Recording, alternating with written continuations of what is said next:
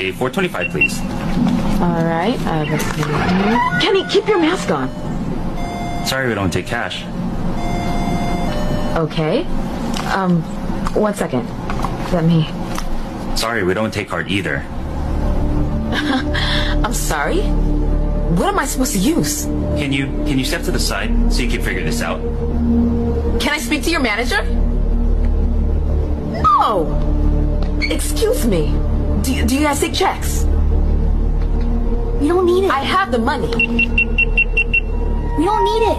Okay, what the hell is that? When was that implemented? I don't have that. Sorry. But we're cashless now.